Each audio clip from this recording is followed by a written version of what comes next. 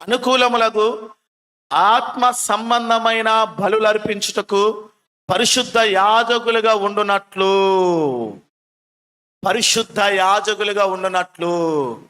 మందిరాలుగా చేసుకోవడం మాత్రమే కాదు, కానీ ఆ మందిరములో, ఆత్మ సంబంధమైన మందిరంలో దేవునికి ఆత్మ సంబంధమైన బలులు అర్పించడానికి, అనగా సేవ చేయడానికి నీ ఒక యాజకుడు, నేను ఒక యాజకుడిని.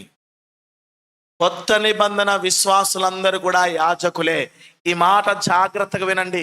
ఇదిగో, పాత నిబంధనలో కొంతమందే యాజకులు ఉంటారు, వారు మాత్రమే దేవుని యొక్క బలిపీఠం దగ్గర సేవ చేయాలి. కానీ కొత్త నిబంధనలో దేవుని బలిపీఠం దగ్గర సేవ చేయడానికి ప్రతి ఒక్క విశ్వాసి, ఆయన యందు విశ్వాసం ఉంచిన ప్రతి విశ్వాసి కూడా యాజకుడే అట. పరిశుద్ధ యాజకులం. మంచిగా తెరవండి, జ్ఞాపకం ఉంచుకోండి ఈ మాట. చాలా మంది మీరు విశ్వాసులే అంతే అని చెప్తారు. కాదు, ప్రతి విశ్వాసి కూడా యాజకుడే. ఈ సత్యము ప్రేమైన దేవుని బిడ్డారా, చాలా మంది మరుగు చేస్తా ఉన్నారు. చాలా మంది ఈ సత్యాన్ని ఎరగకనే ఉన్నారు, విశ్వాసులు ఎరగకనే ఉన్నారు, దైవజనులు ఎరగకనే ఉన్నారు. కనుక రక్షింపబడ్డ ప్రతి విశ్వాసి కూడా ఎవరు అంటే దేవునికి ఆత్మ సంబంధమైన బలులు అర్పించే ఒక యాజకుడు. గుర్తుపెట్టుకోండి, నువ్వెవరివి? యాజకుడివి నువ్వు. యాజకులు అనే మాట మొట్టమొదటిగా ఎక్కడ వినబడ్డది తెలుసా? యాజకుడు అనే మాట మొట్టమొదటిగా ఎక్కడ కనిపిస్తుంది చెప్పండి? బైబిల్ గ్రంథంలో యాజకుడు అనే మాట ఎక్కడ కనబడుతుంది? ఆదికాండం 14వ అధ్యాయము, ఆదికాండం 14వ అధ్యాయము మొట్టమొదటిగా మనకు కనిపించేది 18వ వచనం. విశ్వాసులందరూ కూడా గుర్తుపెట్టుకోవాల్సిన విషయము, అందరూ కూడా దేవుని మందిరంలో, అనగా ఆత్మ సంబంధమైన మందిరంలో ఆత్మ సంబంధమైన బలులు అర్పించడానికి ఏర్పరచబడ్డ యాజకులు. మీరందరూ కూడా యాజకులే. నువ్వొక యాజకురాలివి, నువ్వొక యాజకుడవు, నేను ఒక యాజకుడిని. గుర్తుంచుకోవాల్సిన విషయము, ఏ భేదము లేదు, ఏ వ్యత్యాసం లేదు, అందరూ యాజకులే కొత్త నిబంధనలో. అందుకే యాజకులు అనే మాట మొట్టమొదటిగా వినబడిన సందర్భము ఆదికాండం 14వ అధ్యాయము 18వ వచనం చదువుదాం. ఈ మెల్కీసెదెకు దగ్గర మొట్టమొదటిగా యాజకుడు అనే పదం వినబడింది.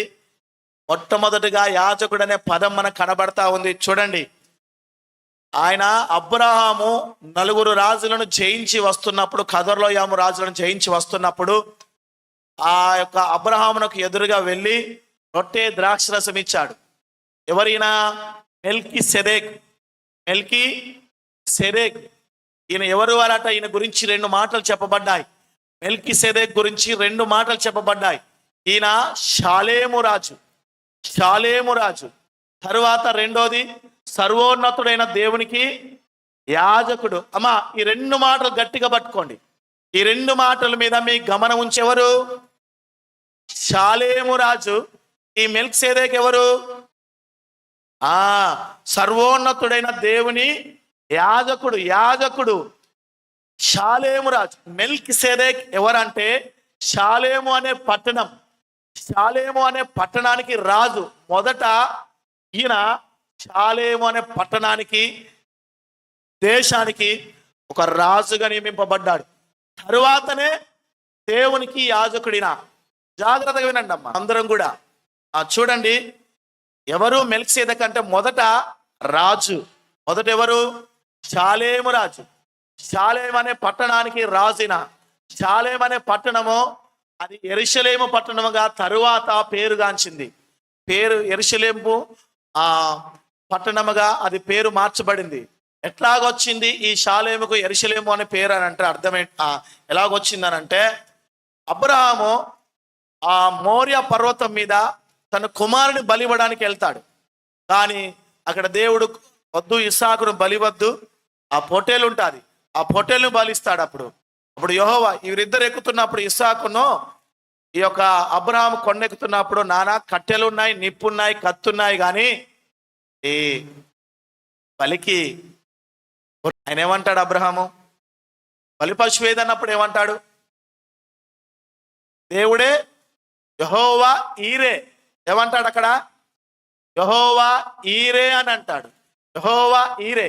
ఈరే అంటే దేవుడే చూసుకుంటాడు, ఆయన చూసుకుంటాడు. ఈరే అంటే ఈరే షాలేం అనే పేరు వచ్చింది. ఈ షాలేము పట్టణం దగ్గర ఈరే ఉంది కదా, ఈరే షాలేం. తరువాత వాడుకలు ఏమైందంటే ఈరే షాలేం యెరూషలేం అయిపోయింది. యెరూషలేం అనే పేరుగా అది మార్చబడింది. కనుక ఇప్పుడు ఈ పట్టణానికి ఈ మెల్కీసెదెకు మొట్టమొదటిగా రాజుగా ఉన్నాడు. తరువాత దేవుడైన యెహోవాకు యాజకుడుగా ఉన్నాడు. ఇక్కడ మనం చూస్తూ ఉంటాం బైబిల్ గ్రంథంలో దీనినే మెల్కీసెదెక్ క్రమం అంటాం. మెల్కీసెదెక్ క్రమం అని అంటాం. మెల్కీసెదెక్ క్రమం అంటే గుర్తుంచుకోవాల్సిన విషయం, మీరు మెల్కీసెదెక్ క్రమం అనంటే అర్థం ఏమిటనంటే ఒకే వ్యక్తిలో రెండు ఉంటాయి. ఒకటి రాజుగా ఉంటాడు, రెండు యాజకుడు ఉంటాడు. ఈ మాటలు గట్టిగా పట్టుకోండి అమ్మ, ఈ మాట గట్టిగా పట్టుకోండి. మెల్కీసెదెక్ క్రమం అంటే ఒకరిలోనే రాజరికము అలాగే యాజకత్వము ఇది ఎవరిలో ఉంటాయో వారు మాత్రమే మెల్కీసెదెక్ క్రమం అనగా పిలువబడతారు. ఇది బైబిల్ గ్రంథంలో ఉంది. దీనినే మెల్కీసెదెక్ క్రమం అన్నారు. ఏంటి చెప్పండి మరొకసారి, మెల్కీసెదెక్ క్రమం అంటే ఏమిటి?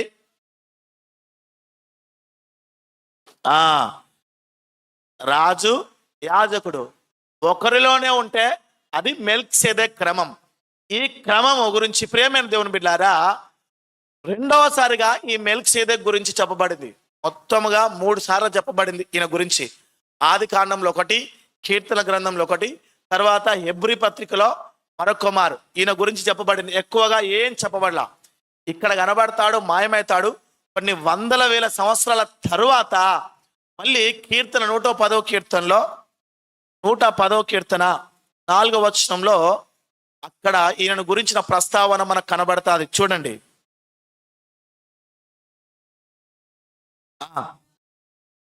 చూడండి, మెల్కీసెదెకు క్రమము చొప్పున చెప్పాను కదా. ఈ పదము హెబ్రీలోకి రాసిన పత్రికలో కూడా కనబడుతుంది. మెల్కీసెదెక్ క్రమము చొప్పున. ఇప్పుడు చెప్పండి, మెల్కీసెదెక్ క్రమం అంటే ఈ రెండు రాజు, ఈయన ఆ షాలేము అనే పట్టణంను పరిపాలన చేసే రాజు. తరువాత ఆ రాజు భక్తి గలవాడు కనుక దేవునికి యాజకుడిగా పనిచేశాడు. ఎవరు? మెల్కీసెదెక్. ఈ రెండు ఆయనలో ఉన్న ఈ 2 లక్షణాలు కనుకనే ఆ మెల్కీసెదెక్ క్రమం అనే పేరు వచ్చింది. ఇక్కడ చదువుదాం. మెల్కీసెదెక్ అనే క్రమము చొప్పున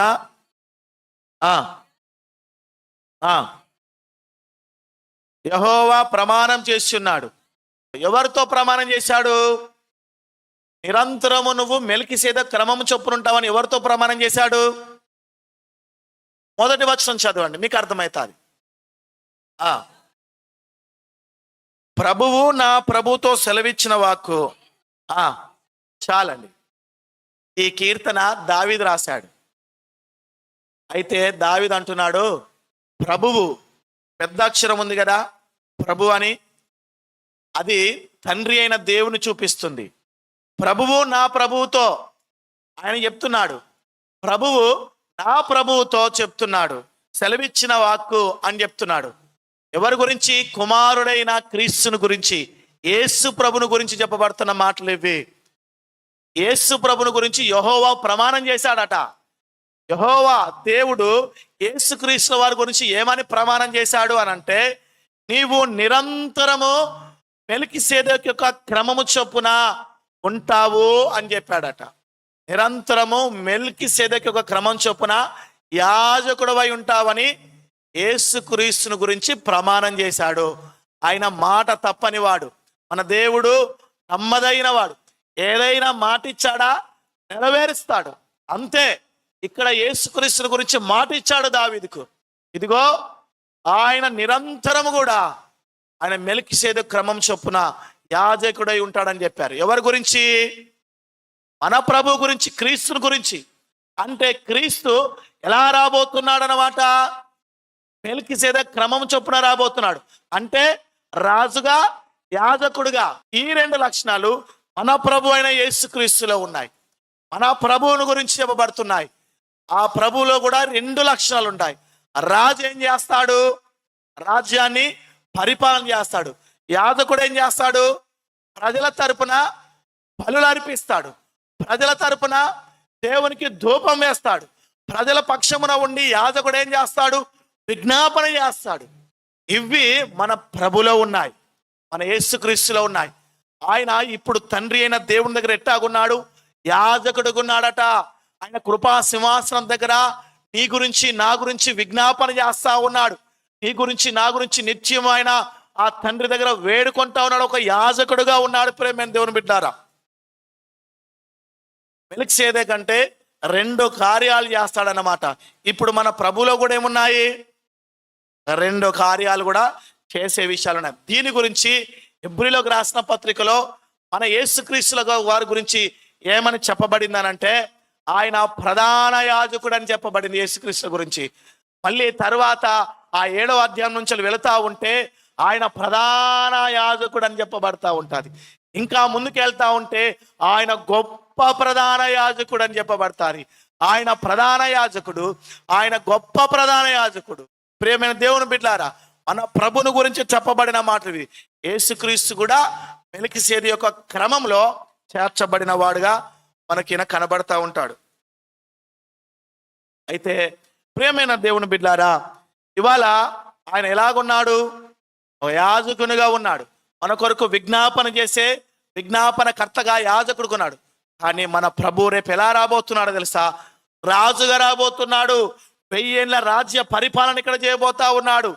ఇదిగో సాతాను మీద, వాని అనుచరుల మీద యుద్ధాన్ని ప్రకటించి యుద్ధం చేయబోతా ఉన్నాడు. ఈ 1000 ఏళ్ల పరిపాలన, రాజ్య పరిపాలన కొనసాగించబోతా ఉన్నాడు. ఇప్పుడు మాత్రం ఆయన ఎలాగున్నాడు? యాజకునిగా ఉన్నాడు. ఆయన విశ్వాసుల నిమిత్తం, మనందరి నిమిత్తము మరణించి చనిపోయి తిరిగి లేచాడు. ఆరోహణమైపోయి ఆయన లేచి తండ్రి దగ్గర ఉన్నాడు. ఇప్పుడు విజ్ఞాపన చేస్తూ యాజకుడుకున్నాడు. ఆయన యందు విశ్వాసం ఉంచిన వారందరూ కూడా ఆరుగుడెవరట? యాజకులట. ఇక్కడ చెప్పబడిన మాట. మెల్కీసెదెకు రాజు, యాజకుడు. ఆ మెల్కీసెదెకు క్రమము చొప్పుననే మన ప్రభు ఎవరు? రాజు, యాజకుడు. మత్తయి సువార్తలో ఆయన యూదుల రాజుగా పేర్కొంటారు. ఆయన రేపు కూడా రాబోతా ఉన్నాడు. అయితే అలాగే ఆయన యందు, మన ప్రభు అందు విశ్వాసం ఉంచిన విశ్వాసులు ఎవరు? వారు యాజకులట. ఇంకొక మాట చెప్పబడతా ఉంది. పేతురు రాసిన పత్రిక 2వ అధ్యాయం 9వ వచనం చూడండి.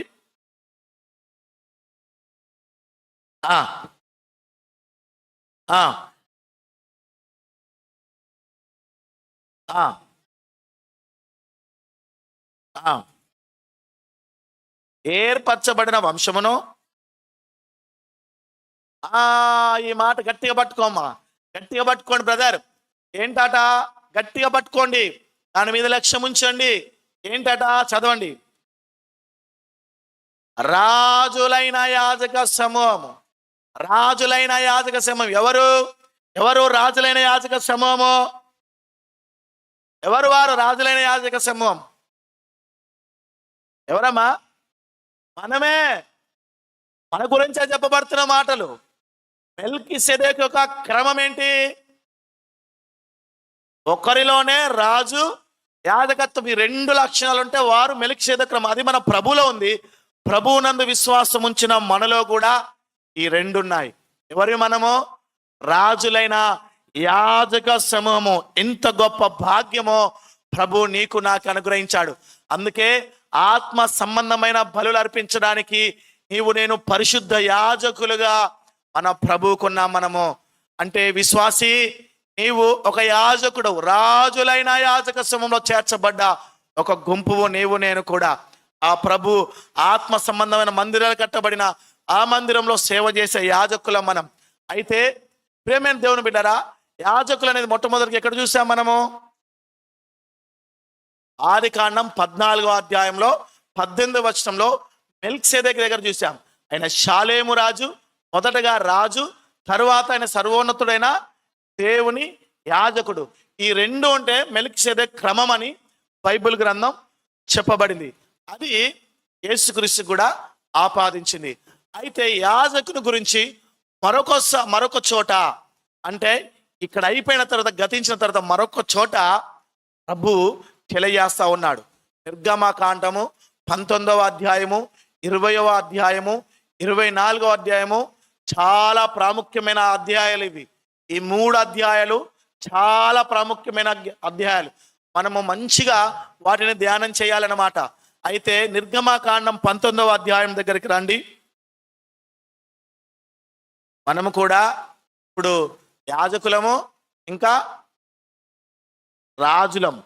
యాజకులంగా మనం దేవుని స్తుతిస్తా ఉన్నాం, రాజులంగా మనం దేవుని యొక్క రాజ్య సువార్తను ప్రకటన చేస్తా ఉన్నాం. ఆయన రాజ్యాన్ని కడతా ఉన్నాం. మనము ఆయన రాజ్యం ఇక్కడ విస్తరించాలని మనము ప్రయాసపడతా ఉన్నాం, పని చేస్తా ఉన్నాం.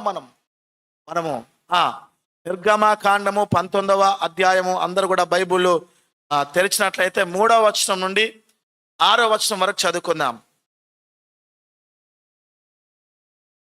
గట్టిగా చదవండి అమ్మా, మైక్ తీసుకోండి. మోషే దేవుని యొద్దకు ఎక్కిపోవగా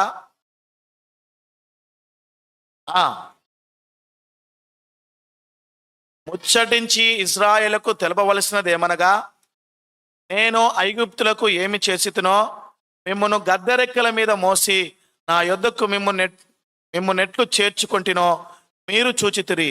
కాగా మీరు నా మాట శ్రద్ధగా విని నా నిబంధన అనుసరించి నడిచిన యెడల మీరు సమస్త దేశ జనులలో నాకు స్వకీయ సాంపద్యమగుదురు. సమస్త భూమియు నాదే కదా. మీరు నాకు యాజక రూపమైన రాజ్యముగాను పరిశుద్ధమైన జనముగాను ఉందురని చెప్పుము. మీరు నాకు యాజక రూపమైన రాజ్యముగాను, యాజక రూపమైన మాట వచ్చింది, మనకు సంబంధించిన మాట. గట్టిగా మళ్ళీ ఈ మాటను మనం గట్టిగా పట్టుకోవాలి. అయితే దేవుడైన యెహోవా ఐగుప్తు దేశంలో ఎన్నో శ్రమలు, ఎన్నో ఇబ్బందులు, వెట్టి చాకిరీలు అనుభవిస్తున్న ఆ యొక్క ఇశ్రాయేలు ప్రజల యొక్క వెట్టి చాకిరి దేవుని యొద్దకు చేరింది. దేవుడు చూశాడు, వారి దుఃఖమును, వారి నిట్టూర్పును ఎరిగి ఉన్నాడు. మోషేను పంపించి ఆ ఐగుప్తులో ఆ బానిసత్వం నుండి, ఫరో యొక్క కబంధ హస్తాల నుండి దేవుడు వారిని విడిపించి అరణ్యము గుండా వారిని నడిపిస్తా ఉన్నాడు. ఎక్కడికి నడిపిస్తా ఉన్నాడంటే ఆయన వాగ్దానము చేసిన ఆ యొక్క కనాను దేశానికి నడిపిస్తా ఉన్నాడు. ఇశ్రాయేల్ ప్రజల్ని, బానిసలుగా ఉన్న ఇశ్రాయేల్ ప్రజల్ని విడిపించి దేవుడు వాగ్దాన దేశానికి నడిపిస్తా ఉన్నాడు. మోషేను ఒక నాయకునిగా పెట్టి, అయితే వారికి దేవుడు కొన్ని ఆజ్ఞలు ఇవ్వాలని, కొన్ని విషయాలు వారికి తెలియచేయాలని దేవుడు ఆశించాడు. చూడండి, ఐగుప్తు చెర నుండి విడిపించబడ్డ వారికి దేవుడు కొన్ని ఉద్దేశాలు తెలియజేయాలని ఆశపడి మోషేను పిలిపించి, నువ్వు ఇలాగ వారితో ముచ్చటించుమో, ఇదిగో వారికి నువ్వేం చెప్తావంటే, వారు ఎక్కడి నుండి వచ్చారో నువ్వు తెలియజేయి. ఇటు తిరగండి. చిన్న ఆలస్యంగా దేవుణ్ణి ఆరాధన స్టార్ట్ అయ్యేది 10 గంటలకు. సరే, ఎంతో కొంత 10 నిమిషాలు అటు ఇటు అయిందంటే సరే, మీరు బాగా బిజీ పర్సన్స్ కాబట్టి అందరం లోకంలో ఉన్న వాటికి ఎక్కువగా విలువిస్తాం. దేవుడు తర్వాత మన జీవితాలలో కాబట్టి మనం ఏదో 10 నిమిషాలు అట్లా అయిందంటే ఏం కాదు. గంట ఏం చేసావు నువ్వు?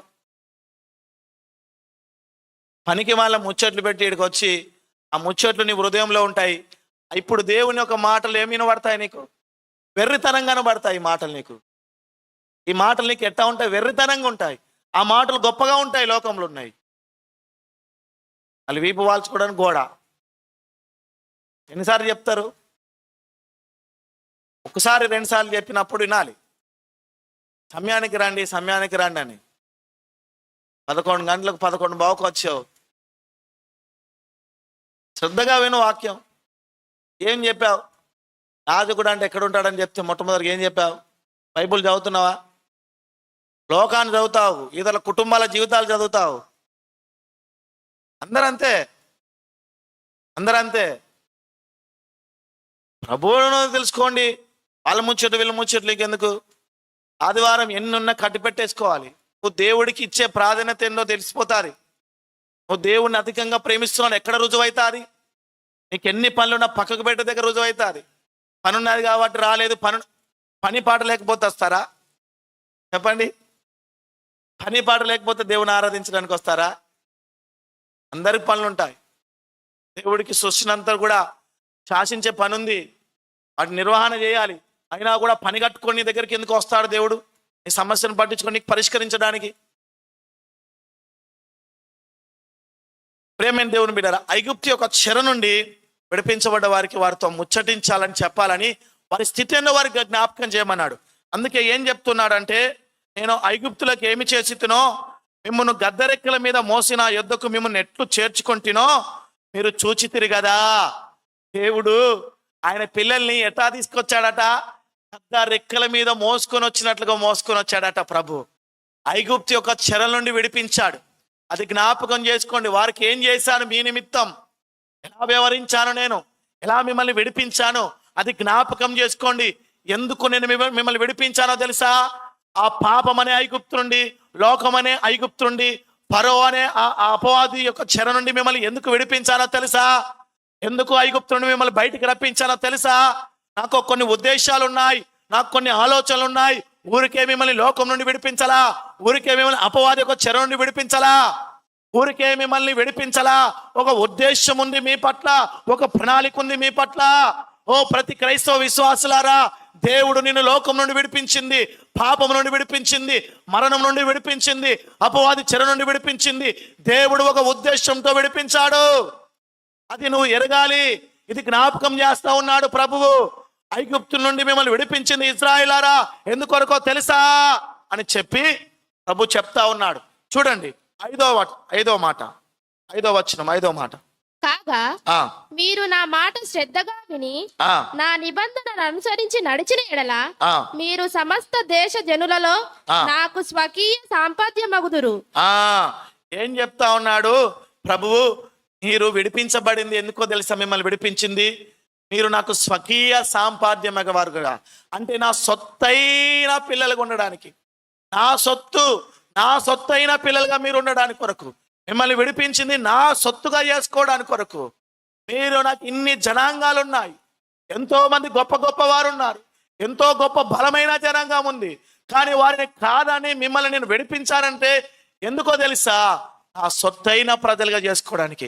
అంత మాత్రమే కాదు, ఇంకేంటంటే 6వ వచనం చెప్తాడు, సమస్త భూమియు నాదే కదా, మీరు నాకు యాజక రూపమైన రాజ్యముగాను పరిశుద్ధమైన జనముగాను ఉందుదురని చెప్తున్నాడు. ఎందుకు విడిపించాడంటే యాజక రూపమైన రాజ్యంగా ఉండడానికి కొరకు. యాజక రూపమైన రాజ్యంగా ఉండడానికి. యాజకుడు అంటే దేవుని సన్నిధిలో నిలబడేవాడు, ప్రజల పక్షమున నిలబడేవాడు. యాజకుడు అంటే ఇదిగో ఈ సమస్త ప్రపంచ మానవాళ్ళందరి నిమిత్తము మీరు నా సన్నిధిలో నిలబడడానికి మిమ్మల్ని నడిపించుకున్నాను.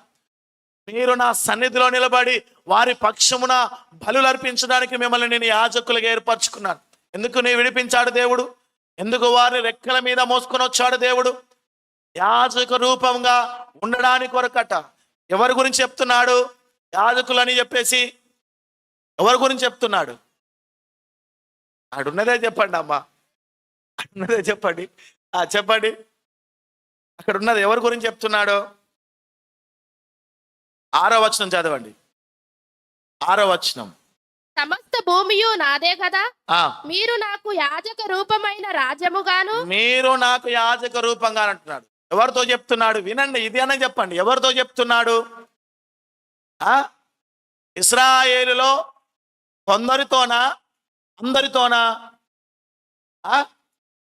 మీరు యాజకులుగా ఉంటారు నాకని కొందరితో అంటున్నారా, అందరితో అంటున్నాడా? 12 గోత్రాల వారితో అంటున్నాడు. 12 గోత్రాలు ఇశ్రాయేలు వారు అందరూ కూడా, మీరు 12 గోత్రాలు అందరూ కూడా నాకు యాజకులే. మీ 12 గోత్రాలు అందరూ కూడా నాకు యాజకులు ఉండడానికి కొరకు నేను ఏర్పరచుకున్నానని చెప్తున్నాడు దేవుడు. కొందరిని కాదు, మీలో కొందరిని కాదు, విడిపించబడ్డ అందరూ, ఆ శ్రమ నుండి, ఆ యొక్క బంధకాల నుండి విడిపించబడ్డ ప్రతి ఒక్కరు కూడా అందరూ నాకు యాజకులుగా ఉండడానికి కొరకు నేను విడిపించుకున్నానని చెప్తున్నాడు. ప్రియ దేవుని బిడ్డారా, ఇదంతా కూడా సినాయి పర్వతం దగ్గర జరుగుతున్న విషయము. దేవుడు చెప్తున్నాడు, మీరందరూ నాకు యాజకులయ్యా. దేవుని యాజకులుగా ఉండడం ఎంతో గొప్ప భాగ్యం. అది ఈ మాటలు చదువుతుంటే ప్రియమైన దేవుని బిడ్డారా, నా రోమాలు నిక్కబడుచుకున్నాయి. దేవా, నన్ను యాజకునిగా నిలబెట్టుకున్నావా? నన్ను కూడా యాజకునిగా విడిపించిన నన్ను నీకు సేవ చేసే భాగ్యంగా. యాజకుడు అంటే మామూలు విషయమా? నిన్ను కూడా నువ్వెవరు, నేనెవరు? కొత్త నిబంధన విశ్వాసం అందరు ఎవరు?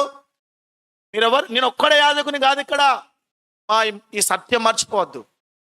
ఎవరు యాజకులు? విడిపించబడ్డ వారందరూ, ప్రభునందు విశ్వాసం ఉంచిన వారందరూ. అంటే దేవుడు ఎంత గొప్ప భాగ్యము కలిగజేశాడు మనకు. అందరం యాజకులమే. ఇప్పుడు మనం ప్రభు సన్నిధిలో నిలబడే మనం అందరం కూడా యాజకులమే. దేన్ని బట్టి అంటే మన క్రీస్తుని బట్టి, ఆ క్రీస్తు యొక్క మరణ పునరుద్ధానం బట్టి, ఆయన యందు విశ్వాసం ఉంచడం బట్టి మనం అందరం కూడా యాజకులమయ్యాం. అయితే ప్రభు మీరందరూ నాకు యాజకులే కానీ ఒక కండిషన్ అని చెప్పాడు, ఒక షరతు పెట్టాడు. మీరందరూ నాకు యాజకులుగా ఉండాలంటే ఒక షరతు ఉందని చెప్పాడు. ఏంటి ఆ షరతు, కండిషను? ఇక్కడ 5వ వచనము. కాగా మీరు నా మాట శ్రద్ధగా విని నా నిబంధనను అనుసరించి నడిచిన ఎడల మీరు సమస్త దేశ జనులలో నాకు స్వకీయ సాంపత్యమగుదురు. ఇక్కడ కండిషన్ ఏంటంటే, మీరు నా మాట శ్రద్ధగా విని నా నిబంధనను అనుసరించి నడిచిన ఎడలా నడిస్తేనే, నా మాటలు శ్రద్ధగా వింటేనే, నా ఆజ్ఞలు గైకొంటే, నేను చెప్పే ఆజ్ఞలు మాటలు మీరు విని వాటి ప్రకారం నడుచుకుంటేనే మీరు నాకు యాజక రూపంగా ఉంటారు, యాజకులై ఉంటారు అని దేవుడు వారికి ఒక షరతు పెట్టాడు. ఏంటి ఆ షరతు, కండిషన్ ఏంటి? దేవుని మాట శ్రద్ధగా విని దాని ప్రకారం నడుచుకుంటేనే తప్ప లేకపోతే లేదు. దేవుని మాటలు శ్రద్ధగా వింటే బైబిల్ గ్రంథంలో కొన్ని ఆశీర్వాదాలు ఉన్నాయి. ఏంటంటే, అబ్రహామును మొట్టమొదటి పిలుస్తాడు. నా మాటలు వింటే, ఆయన మాట ప్రకారం నడుచుకుంటే నేను నిన్ను సమస్త జనులందరి మీద ఎక్కువగా ఇచ్చిస్తానంటాడు. సమస్త జనులకు నిన్ను దీవెనకరంగా మారుస్తానంటాడు. ద్వితీయోపదేశ కాండంలో 28వ అధ్యాయం 1వ వచనం కూడా, నా మాటలు విని, నీ దేవుడైన యెహోవా మాటలు శ్రద్ధగా విని వాటి ప్రకారం నువ్వు గైకొని నడిచిన యెడల ఆయన భూమి మీద ఉన్న సమస్త జనులందరికంటే ఎక్కువగా నిన్ను హెచ్చిస్తాడు అని ఉంటుంది. దేవుని మాటలంటే హెచ్చింపబడతాం, దీవించబడతాం. అలాగే ప్రేమైన దేవుని బిడ్డారా, కొత్త నిబంధనలో యోహాను సువార్త 2వ అధ్యాయంలో మొట్టమొదటి ఆ యొక్క కార్యము కనాను వివాహంలో ఆయన సూచక్రియ ఏంటి? వివాహంలో, కనాను వివాహంలో అక్కడ ద్రాక్షరసం అయిపోతే అక్కడ వాళ్ళ తల్లి చెప్తారు, ఇదిగో ఆయన మీతో చెప్పినది చేయుడి అని చెప్తాడు. ఆయన మీతో చెప్పినది చేయుడి. ఆయన ఏదైతే మీతో చెప్పాడో, ఇప్పుడు ఈ వివాహంలో ఏది కొరుతుందో, మీ జీవితంలో ఏది కొరుతుందో ఆ కొరత తీర్చబడతారు. ఎప్పుడు? ఆయన మీతో చెప్పింది చేసినప్పుడు. అబ్రహాము దేవుడు చెప్పింది చేశాడు. ఇక్కడ ద్వితీయోపదేశ కాండం 28వ అధ్యాయం 1వ వచనంలో, ఆయన మాటలు విని వాటి ప్రకారంగా అయికొంటే, వినండి అమ్మా, ఆ ప్రకారంగా అయికొంటే ఆయన దీవిస్తానన్నాడు. ఒక మాట జ్ఞాపకం చేసి ముందుకెళ్తాను. ఇశ్రాయేలు ప్రజల ఆశీర్వాదము ఏంటంటే, గుర్తుపెట్టుకోండి. ఇక్కడ ఇప్పుడు 28వ అధ్యాయం 1వ వచనం చెప్తా ఉన్నాను. ఆయన మాటలు వింటే సమస్త భూజనుల కంటే ఎక్కువగా ఆశీర్వదిస్తాడు. ఇశ్రాయేల్ యొక్క ఆశీర్వాదం భౌతిక సంబంధమైనది. అందుకే కింద చూడండి, నీ పాడి పంట, నీ గొర్రెలు, నీ మేకలు, నీ ఇల్లు అన్ని దీవించ, భౌతిక సంబంధం. గుర్తుపెట్టుకోండి. కానీ విశ్వాసి, నీ భాగ్యం ఎంత గొప్ప తెలుసా? నా భాగ్యం ఎంత గొప్ప తెలుసా? ఆత్మ సంబంధమైన ఆశీర్వాదాలు. ఎఫెసీ రాసిన పత్రిక 1వ అధ్యాయం 3వ వచనంలో మనకు ఆ క్రీస్తునందు ఆత్మ సంబంధమైన ఆశీర్వాదాలు పొందుకున్నాం. మనం పర సంబంధమైన ఆశీర్వాదాలన్నీ స్వతంత్రించుకున్నాం. మనం ఇశ్రాయేలు అబ్రహామును బట్టి భౌతిక సంబంధమైన ఆశీర్వాదాలు మాత్రమే ఎన్నో ఇక్కడ విడిచిపెడతారు వాళ్ళు చచ్చిపోయిన తర్వాత. కానీ నీతో వస్తున్నాయే ఆశీర్వాదాలను పొందుకున్నాయి, అవి నువ్వు మరణించిన కూడా నీతో వస్తాయి పరలోకం. ఆ పర సంబంధమైన ఆశీర్వాదాలు నువ్వు పొందుకు. అందుకే వారికి మనకు తేడా ఏంటిదంటే, వారు భౌతిక సంబంధమైన ఆశీర్వాదాలు, భూ సంబంధమైనవి. నీకు నాకు పర సంబంధమైన ఆత్మ సంబంధమైన ఆశీర్వాదాలు. ఎంత గొప్ప భాగ్యము, నువ్వు గుర్తెరగాలి. ఇక్కడ ఈయన అన్నాడు, షరతుంది అబ్బాయి, ఒక షరతు పెట్టాను, కండిషన్ ఉంది. మీరు నాకు యాజకులు కావాలంటే ఏం చేయాలి? నా మాటలు శ్రద్ధగా వినాలి. నా మాటలు శ్రద్ధగా విని వాటి ప్రకారం గైకోనాలి. దేవుడు ఆశపడతా ఉన్నాడు. దేవుడు ఆశపడతా ఉన్నాడు. ఏమని ఆశపడ్డాడు? హృదయంలో వాంఛ కలిగింది. దేవుని హృదయంలో ఒక కోరిక కలిగింది. ఏమనంటే, నా ప్రజలు, నా చేత విమోచింపబడిన ఇశ్రాయేలు ప్రజలు నాకు యాజకులుగా ఉండాలి, నా సన్నిధిలో నిలబడాలి. మీరు సమస్త మానవాళి పక్షమున నాకు విజ్ఞాపన చెయ్యాలి, దాన బలులు అర్పించాలి అని చెప్పేసి. ఎంతమంది? కొంతమంది కొరక అందరు యాజకులుగా ఉండాలనేది కోరుకున్నాడు. 12 గోత్రాలా ఒక గోత్రమా? 12 గోత్రాలు ఆయనకు యాజకులుగా ఉండాలని దేవుడు ఆశపడ్డాడు. మనల్ని కూడా దేవుడు ఆశపడ్డాడు. మనం అందరము దేవునికి యాజకులుగా ఉండాలని ఆశపడ్డాడు. అందుకే క్రీస్తులో ఆ గొప్ప ధన్యత, భాగ్యము నీకు నాకు అనుగ్రహించాడు. అయితే ప్రియమైన దేవుని బిడ్డలారా, ఇక్కడ అందరూ కూడా ఆరాధించాలని, అందరూ బలులు అర్పించాలని, అందరూ ఆయన బలిపీఠానికి దగ్గర రావాలని, అందరూ ఆయన కలుసుకోవాలని ఆయన ఆశపడి ఆ మాటలు చెప్పాడు. అయ్యా ఉంటారా, నా మాటలు వింటారన్నారు. వాళ్ళు ఏమన్నారు తెలుసా? 8వ వచనం, ఇశ్రాయేలు ప్రజలు చూడండి. ఇప్పుడు అడిగాడు. అందుకు ప్రజలందరూ యెహోవా చెప్పినదంతయు చేసేదమని ఏకముగా ఉత్తరమిచ్చిరి. ఇప్పుడు ఏం చెప్పారట? అందుకు ప్రజలందరూ, అయ్యా మళ్ళీ మంచిగినండి. 6వ వచనంలో వీళ్ళ గురించి ఏం చెప్పాడు? మీరు అంటే అందరి గురించి చెప్పాడు. మీరందరూ నాకు యాజకులు ఉంటారు. ఇక్కడ ఇప్పుడు మీరందరూ నాకు యాజకులు ఉండాలని నేను కోరుకుంటున్నాను. అయితే మీరు నా మాటలు శ్రద్ధగా వింటూనే ఉంటారన్నారు. వింటారా అని అడిగారు. ఇప్పుడు వాళ్ళు ఏం చెప్పారు? చెప్పండి అక్కడ. వింటాం వింటాం వింటాం, మేము వింటాం అని చెప్పారు. వింటారా? వింటాం. జాగ్రత్త వినండి. వింటారా? వింటాం, మేము అందరం వింటాం. అందరూ ఏకస్వరతో చెప్పారు. అయితే మోషే రా అన్నాడు. 10 ఆజ్ఞలు ఇచ్చాడు. ఆ ఆజ్ఞలు ఏంటో తెలుసా? ఆయన మాటలు 10 ఆజ్ఞలు. ఈ పక్క పేజీ ఉన్నాయి కదా, 20వ అధ్యాయం 1వ వచనం నుంచి మొదలు పెడితే మనకు ఈ 16వ 17వ వచనం వరకు ఈ ఆజ్ఞలు కనబడతాయి. 10 ఆజ్ఞలు. ఈ 10 ఆజ్ఞలు ఇచ్చాడు. జాగ్రత్తగా వినండి అమ్మా. మీరేం చేశారు? వింటారా అన్నాడు. వింటామన్నాడు. ఎందుకొరకు? మీరందరూ నాకు యాజకులుగా ఉంటారని చెప్పేసి. కనుక ఇదిగో 10 ఆజ్ఞలు ఇస్తున్నాను. ఏంటి ఆ 10 ఆజ్ఞలు చెప్తారా?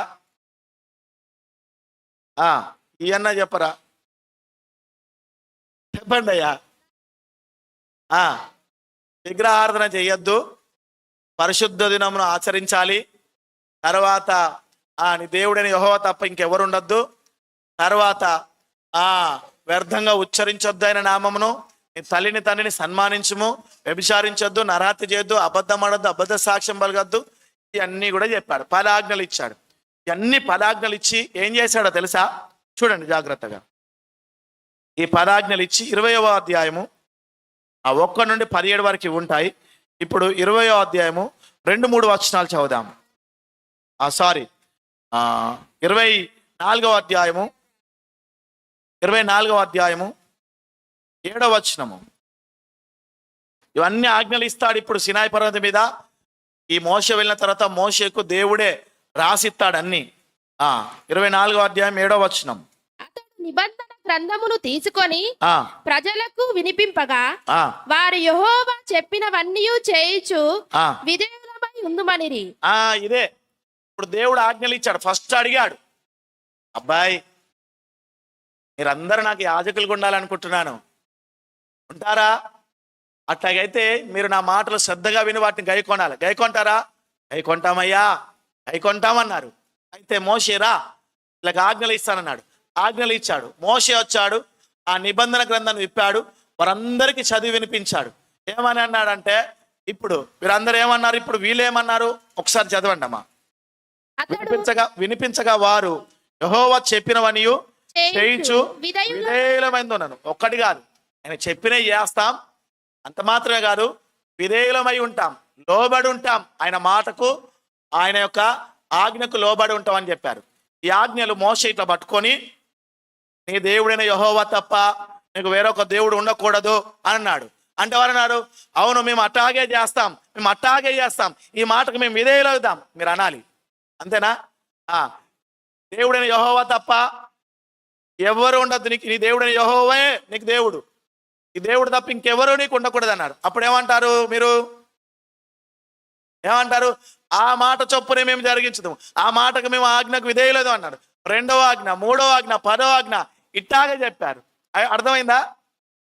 పరిశుద్ధ దినమును మీరు ఎలాగా ఆచరించాలి మీరు అని చెప్పాడు. ఏమన్నారు అప్పుడు మీరు? చెప్పండి అబ్బా, గుర్తుపోతా ఉంది. ఏమన్నారు వాళ్ళు? అలాగే అలాగే అలాగే అయ్యా, అలాగే అయ్యా, అలాగయ్యా, అలాగే చేస్తామయ్యా. ఇక్కడ ఉన్నదే చెప్పాను, అలాగే చెప్పుదాం, అలాగే చేస్తుమని చెప్పినవని చేయించు విధేయులమై ఉందమనిరి అన్నాడు. ఆ పదాజ్ఞలిట చెప్పేసరికి అలాగే చేస్తా ఉన్నాడు. అప్పుడు మోషే ఏం చేశాడంటే చూడండి 7వ వచనం. అతడు నిబంధన గ్రంథమును తీసుకొని 8వ వచనం చదివాం, అది 7, 8వ వచనం. అప్పుడు మోషే రక్తమును తీసుకొని ప్రజల మీద ప్రోక్షించి, ఇదిగో ఈ సంగతులన్నిటి విషయమై యెహోవా మీతో చేసిన నిబంధన రక్తము ఇదే అని చెప్పాను. ఇప్పుడు ఏం చేశాడంటే మోషే, ఇదిగో ఇరుపక్షాల వారికి మీకు అంగీకారం అయింది, ఇరుపక్షాల వారికి మీరు 2 పక్షాలు, దేవుడు మీరు, మీ అందరికి కూడా అంగీకారమైంది కనుక అని గొర్రె పిల్లను బలించేసి దాని రక్తం తీసుకొని వారి మీద ప్రోక్షించేశాడు. ఇది మీకు మీ దేవునికి నిబంధన, రక్త ప్రోక్షణ చేశా, నిబంధన చేయబడింది. మీరందరూ ఎవరైనాకు యాజక రూపమైన రాజ్యంగా ఉండే వ్యక్తులు మీరు అని చెప్పేసి ఆ రక్తం ప్రోక్షించి వారందరికీ చెప్పేశాడు. మా జాగ్రత్త వినండి. ఇప్పుడు ఇజ్రాయెల్ ప్రజలందరూ కూడా అందరా దేవునికి యాజకులు? కొందరు ఒప్పుకున్నారా? అందరు ఒప్పుకున్నారా? ఇప్పుడు అందరి మీదకి రక్తం ప్రోక్షించేసిండు. మీరందరికి మీకు మీ దేవునికి నిబంధన అయింది, ఇరుపక్షాలు 2 పార్టీలు ఒప్పేసుకున్నారు, మీకు అంగీకారమైందని చెప్పేసి చెప్పేశాడు. ఇది చెప్పిన తర్వాత మోషే అయిపోయిందా? అయిపోయిందయ్యా, అయితే మరికొన్ని ఆజ్ఞలు ఇవ్వాలి నీకు. ఇప్పుడు నీకు ప్రాముఖ్యమైన ఆజ్ఞలు ఇచ్చాను. నా ప్రజల పరిపాలన విషయము, వారి యొక్క ఆహార విషయాలు, సమస్త విషయాలు, రాజకీయపరమైనవి, ఆరోగ్యపరమైన, ఆహారపరమైనవి, లైంగికపరమైనవి, ఆ కుటుంబపరమైనవి అన్నీ కూడా ఇవ్వాలి రా అన్నాడు. వెళ్ళాడు మోషే, కొండ మీదకి వెళ్ళాడు. ఎన్ని దినాలు ఉన్నాడు అక్కడ అమ్మా? 40 దినాలు 40 రాత్రులు పగళ్ళు అక్కడ ఉన్నాడు. ఇప్పుడు ఆ చివరి దినాలకు వచ్చేసరికి చూడండి, ఈ ఇశ్రాయేలు ప్రజలు కింద భూమి మీద ఏం చేస్తా ఉన్నారంటే, అహరోను ఆ మోషే అనేవాడు ఏమయ్యాడో, అటే పోయాడు, ఇంకా రావట్లా, చచ్చిపోయాడు అనుకుంటా. ఇదిగో మమ్మల్ని అరణ్యంలోకి తీసుకొచ్చి పడేశావు, మేమేమో ముందుకు వెళ్ళాలి కనాన దేశానికి, ఇప్పుడు మాకు నాయకుడు లేడు, ఇప్పుడు మమ్మల్ని ఎవరు నడిపిస్తారు? ఆ కొరకు నువ్వు ఒక దూడని చెయ్యి, ఒక బంగారు దూడని చెయ్యి అన్నారు. ఎన్ని దినాలు వీళ్ళు ప్రమాణం చేసి అట్టాగయ్యా విధేయులు అన్నాడు. ఎన్ని దినాలు? 40 దినాలకే మనసు మార్చుకున్నారే. ఏమంటున్నారు ఇప్పుడు? ఒక దూడని చెయ్యి, ఆ దూడను మేము ఆరాధించుకుంటాం, పూజిస్తాం. మీరు మొట్టమొదటి ఆజ్ఞ ఏంటిది? ఏ రూపమును చేసుకునకూడదు, దానికి సాగిలపడకూడదు, దాన్ని పూజించకూడదు. అప్పుడు ఆ మోషే ఇట్లాగా ఎప్పుడుతోనే అలాగేగా విధేయులై ఉన్నారు. ఇప్పుడేమైంది? రూపం చేసేసుకున్నారు, పూజిస్తున్నారు, ఆరాధిస్తూ ఉన్నారు. ఏది ఆజ్ఞ? ఎక్కడ లోబడ్డారు? ఎక్కడ విధేయులై ఉన్నారు? రక్త ప్రోక్షణ నిబంధన ఏది అంటే ప్రేమేం దేవుని బిడ్డారా? ఆహారాన్ని అడిగారు. మోషే అన్నటోడు ఏమయ్యాడో మాకు తెలియదు, నువ్వు మాకు ఒక విగ్రహాన్ని చెయ్యి, ఒక దూడని చేయి అన్నాడు. ఈ ఆరోనన్న ఏం చేయాలి? ఏంటబ్బాయి, మొన్ననే కదయ్యా మీరు ప్రమాణం చేసింది, దేవునికి యాజక రూపంగా ఉంటానని చెప్పారు. మొన్ననే కదయ్యా 40 దినాలు అవుతుంది, మీ మీద రక్త ప్రోక్షణ చేశాడు. ఏమైంది మీ భక్తి? ఏమైంది మీ విశ్వాసం ప్రభు ఎడల? ఏమైంది మీ విధేయత? ఏమైంది? ఇలాగ అవిధేయత చూపుతున్నారని ప్రశ్నించాలి. కానీ ఈయన ఏం చేశాడు? మీ దగ్గర ఉన్న బంగారం తీసుకురండి అన్నాడు. తీసుకొచ్చారు, అదంతా తయారు చేశారు, అక్కడ పెట్టి ఆ జనులట కూర్చొని తినుటకు త్రాగుటకు కూర్చుండ్రి, ఆడుటకు లేచిరి అనే మాట ఉంటుంది 32వ అధ్యాయం నిర్గమకాండం 32వ అధ్యాయం 6వ వచనం చదువుదాం. 6వ వచనం. మరునాడు వారు ఉదయమున లేచి దహన బలులను సమాధాన బలులను నర్పించిరి. అప్పుడు జనులు తినుటకు త్రాగుటకును కూర్చుండి ఆడుటకు లేచి. జనులట తినుటకు త్రాగుటకు, తిని త్రాగాలంటే మంచిగా కూర్చొని తిన్నారు, తాగారు. ఇక అయిపోయింది, ఇది అయిపోయింది, ఇప్పుడు ఆడదాం లేండి, తిన్నది అరగాలి, తాగింది అరగాలి, లేండి ఆడదామని చెప్పేసి మళ్ళీ కూర్చున్నారు. దేనికి కూర్చున్నారు? తినుటకు. దానికే కూర్చుంటాం. లేచారు. దేనికి లేచారు? ఆడుటకు లేచారట. లేచి వాళ్ళు ఆడుటకు లేచి ఆడుతా ఉన్నారు, నాట్యం ఆడుతా ఉన్నారు, ఎంజాయ్ చేస్తా ఉన్నారు. వాళ్ళు బలులు అర్పించారు, పూజ చేశారు. దేవుడు లేచాడు, మోషే మోషే ఇదిగో నీ ప్రజలు పాపం చేశారయ్యా, దూడం చేసుకున్నారయ్యా, వారిని నిన్ను నశింపజేస్తాను, నిన్ను గొప్ప చేస్తానయ్యా అన్నాడు. ఏమన్నాడు? వారు పాపం చేశారయ్యా, నీ ప్రజలయ్యా, వారు పాపం చేశారు, దూడం చేసుకొని దాన్ని ఆరాధిస్తున్నారు, వారందరూ కూడా నశింపజేసి నా ఉగ్రత వారి మీద కుమ్మరింపజేసి నీ కుటుంబం నుండి నేను అనేక జనాలను రప్పిస్తానయ్యా అన్నారు. అప్పుడు మోషే ఏమనుంటాడు? మోషే స్థానంలో నువ్వు నేనుంటే ఏమంటావు?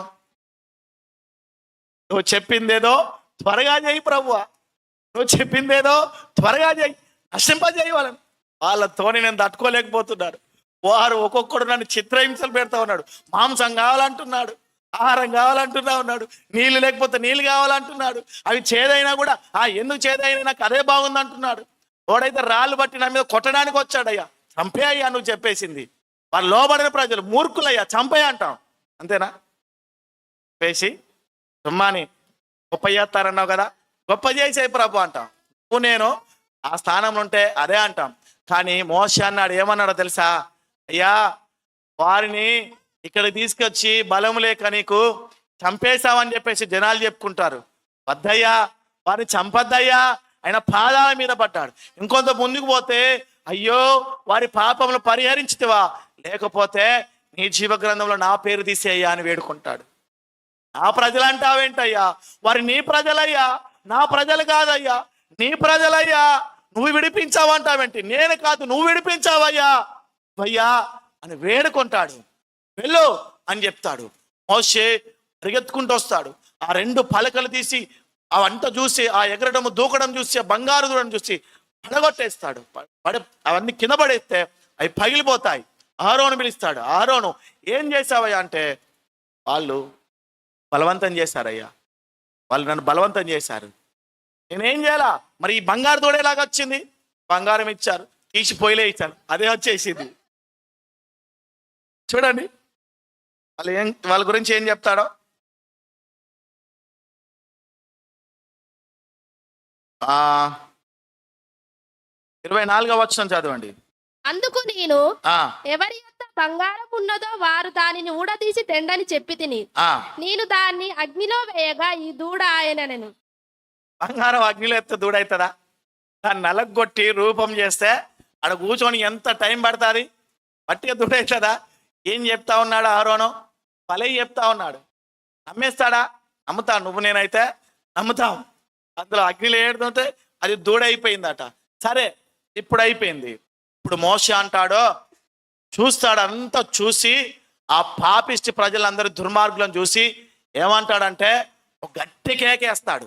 ఏమని కేకేస్తాడంటే చూడండి 26వ వచనంలో, 25వ వచనంలో మనం చదువుకుందాం. ప్రజలు విచ్చలవిడిగా 26వ వచనం. అందుకు మోషే పాలము యొక్క ద్వారమున నిలిచి యెహోవా పక్షమునున్న వారందరూ నా యొద్దకు రండి అనగా లేవీయులందరూ అతని యొద్దకు కూడి వచ్చిరి. ఇప్పుడు కేకేశాడు, అయ్యలారా దేవుని పక్షమున యెహోవా పక్షమున ఉన్నవారు ఇటువైపు రండి అని చెప్పేసి అని పిలిచాడు. పేద కేకేశాడు. వాళ్ళందరూ ఎగురుతా ఉన్నారు, దూకుతా ఉన్నారు, క్రమము లేదు, అక్రమంగా వారు వ్యవహరిస్తా ఉన్నారు, విచ్చలవిడిగా చేస్తూ ఉన్నారు, దేవుని నామం దూషింపబడ్డానికి కారకులయ్యారు. ఈ ఆరోను వారి క్రమంలో ఉంచాలా, వారిని ఎలా పడతాలా విచ్చలవిడిగా విడిచిపెట్టాడు. వారు వెళతా ఉన్నారు, ఆ దేవుని సన్నిధిలో ఉండాల్సిన విధంగా ఉండలేక ఇష్టమున్నట్టుగా ప్రవర్తిస్తూ ఉన్నారు. దేవుని పక్షం ఉన్న వారు ఇటువైపు రండి అన్నాడు. ఆ గుంపులోకి వెళ్ళి ఎవరు వచ్చారు? లేవీలు వచ్చారు. లేవీలారా, మీరు మీ సహోదరులని, మీ తల్లులని, తండ్రులని చూడొద్దు. ఎవ్వరు దొరికితే, ఎవ్వరు ఎగురుతారో వారు చంపేయండి అని చెప్పాడు.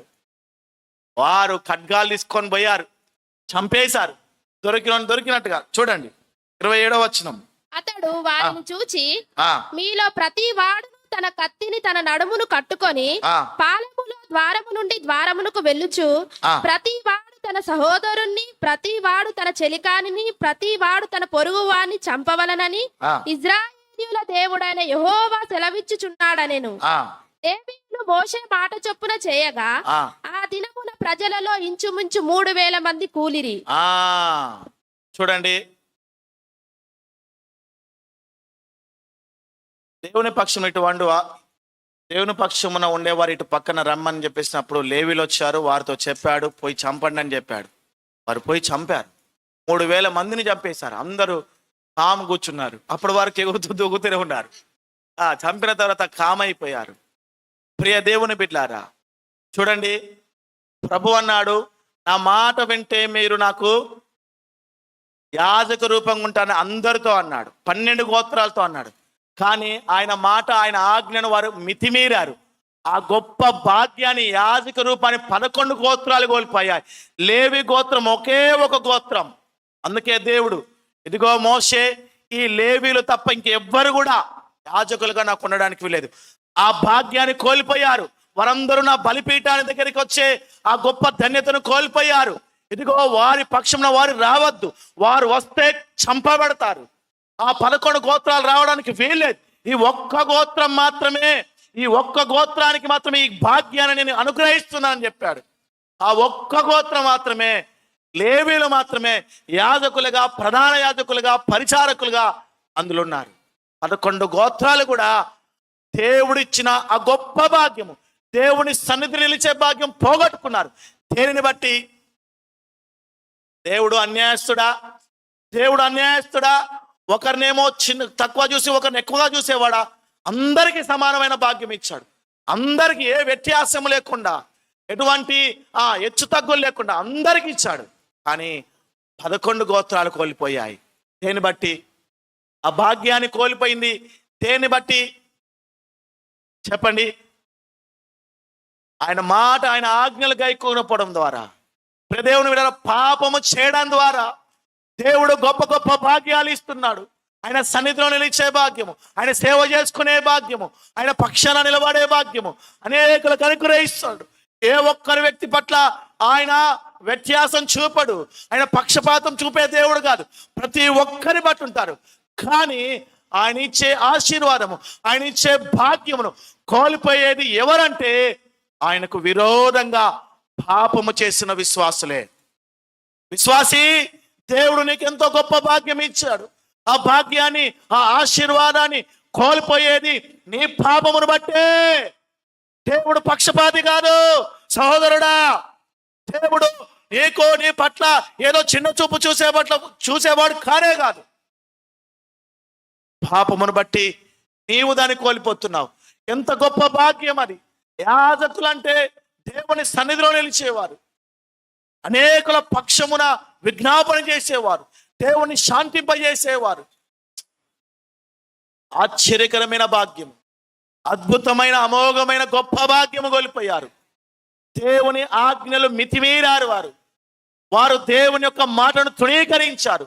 విధేయులమని చెప్పి అవిధేయులైపోయారు. వారు నీ అవిధేయత దేవుడు నీకు ఇచ్చిన భాగ్యాన్ని కోల్పోవడానికి కారణం. నీ అవిధేయత దేవుడు నీకు ఇచ్చిన ఆరోగ్యము పోవడానికి కారణము.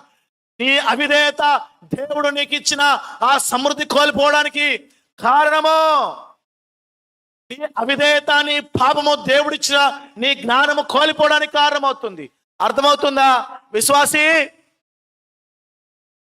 పాపము చేయవద్దు. విశ్వాసులు పాపము చేయవద్దు. పాపము చేస్తే దేవుడు అనుగ్రహించే భాగ్యం కోల్పోతారు. దేవుడు నిన్ను యాజకునిగా నియమించుకున్నాడు. మనలందరూ కూడా ఆయనకు యాజకులుగా గొప్ప భాగ్యం మనకు అనుగ్రహించాడు. ఆయన సన్నిధిలో మనం ఉండి మొరపెట్టే వారంగా నీవు నేను యాజకులం. యాజకులమైతే ఉదయకాలపు నైవేద్యం ఏది? ఆయన సన్నిధిలో, యాజకుడైన సన్నిధిలో నిలబడుతున్నావా నీవు? ఆయన సన్నిధిలో నిలబడి ప్రార్థన చేస్తా ఉన్నావా? విశ్వాసీ చెప్పు.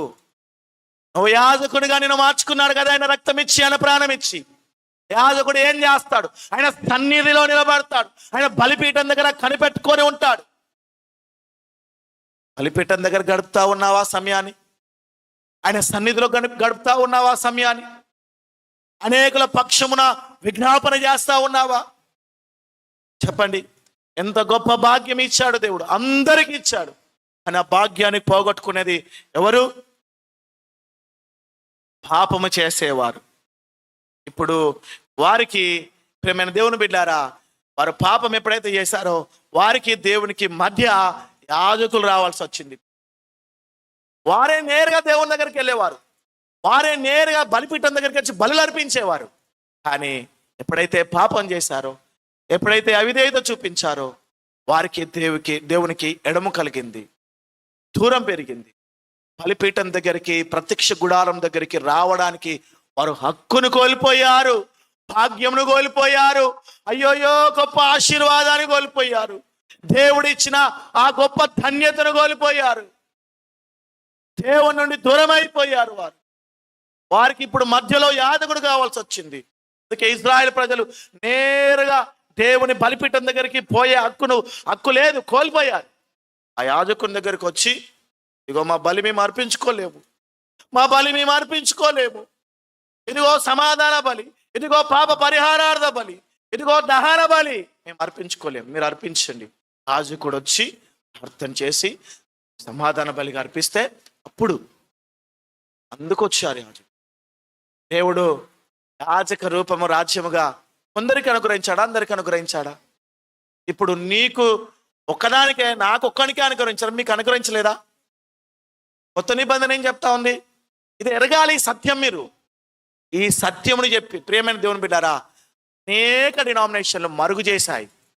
యాజకులు కాదు విశ్వాసులు అనేది. లేఖనం ఏం చెప్తా ఉంది? ప్రకటన గ్రంథం ఏం చెప్తా ఉంది? 1వ అధ్యాయం 6వ వచనం, మనము రాజులము యాజకులం అని చెప్తా ఉంది. పేతురు ఏం చెప్తా ఉన్నాడు? అదే చెప్తున్నాడు. ఇక్కడ దేవుడు కూడా ఇశ్రాయేలు ప్రజలందరికీ ఇచ్చాడు, కానీ పాపము చేసి ఆ ధన్యతను వారు పోగొట్టుకున్నారు. ఇదిగో ఇప్పుడు నువ్వు నేను ఎవరిమి? యాజకులం. యాజకుడు ఏం చేయాలి? ఏం చేయాలి? చెప్పండి అమ్మా, చెప్పరా? ఏం చేయాలి? నీతో నాకు కష్టమే వచ్చింది, నాకు ఇంతగా అని చెప్పాను. యాజకుడు దేవుని సన్నిధిలో నిలబడాలి. నువ్వు కూడా చెప్పవా రాజేష్, ఇంతగానే అంటున్నా? దేవుని సన్నిధిలో బలులు అర్పించాలి, ఆత్మ సంబంధమైన బలులు అర్పించాలి. మనం ప్రభువుని ఆరాధించాలి, ఇతరుల పక్షంలో విజ్ఞాపన చేయాలి. గుర్తుంచుకో, పాపము చేసిన ఇశ్రాయేలు దేవుని సన్నిధి ఎదుట నిలబడడానికి అర్హతను కోల్పోయారు.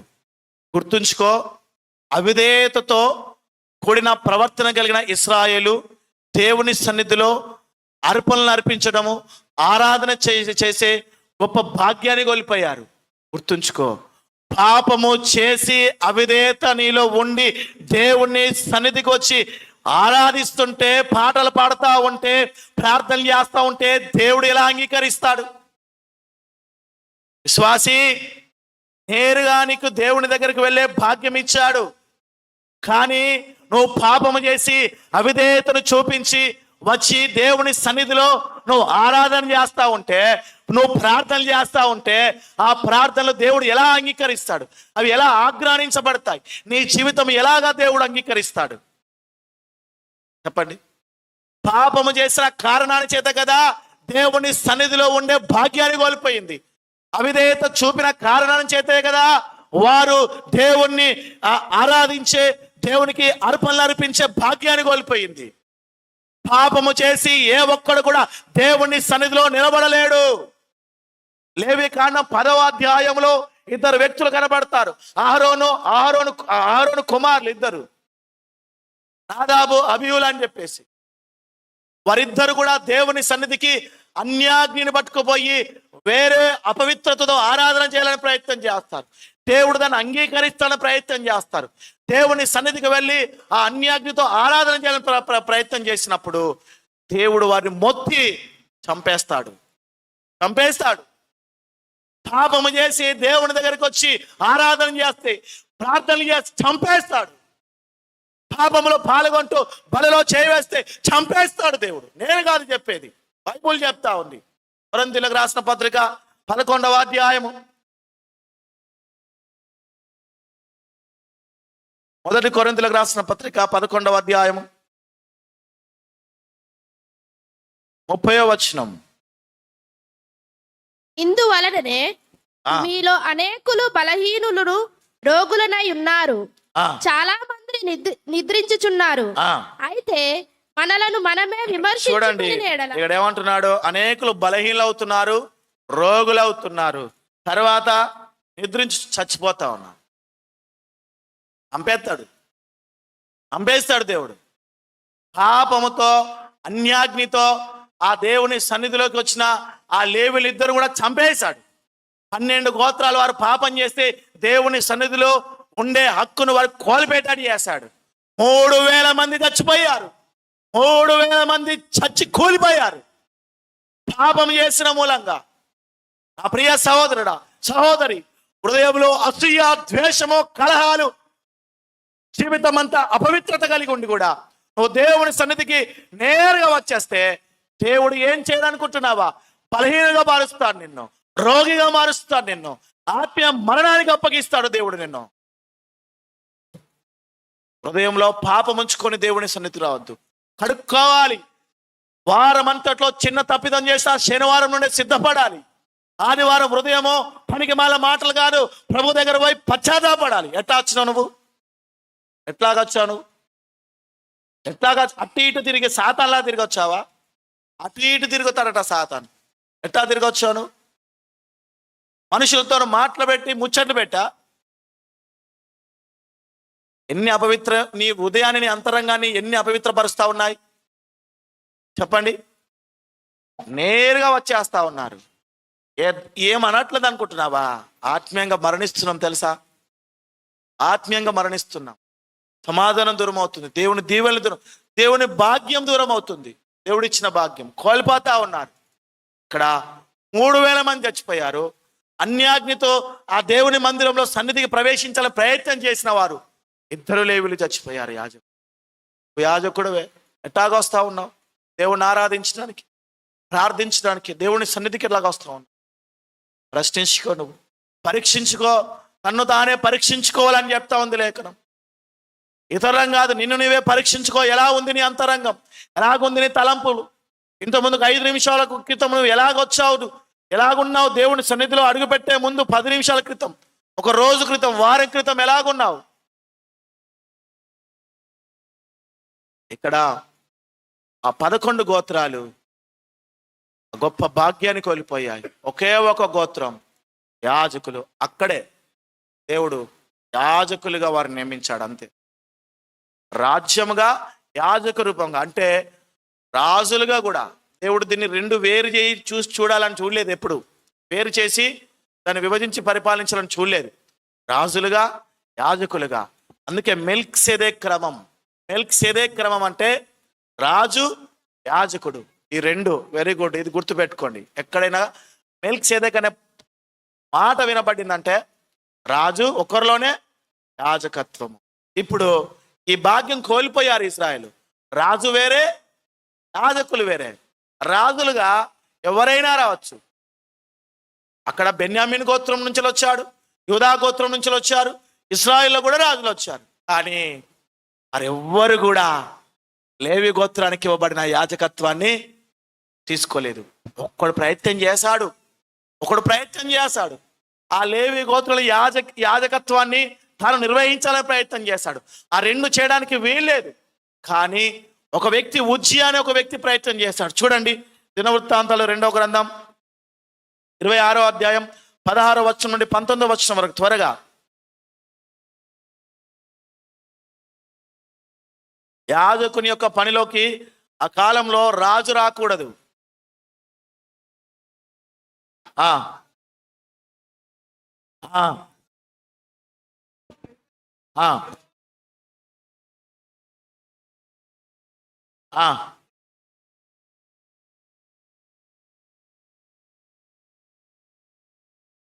ఆ ఆ వేయుట, ధూపము వేయుటకై ప్రతిష్ఠింపబడిన అహరోను సంతతి వారైన యాజకుల పనియే గాని ఆ. నీ పని కాదు.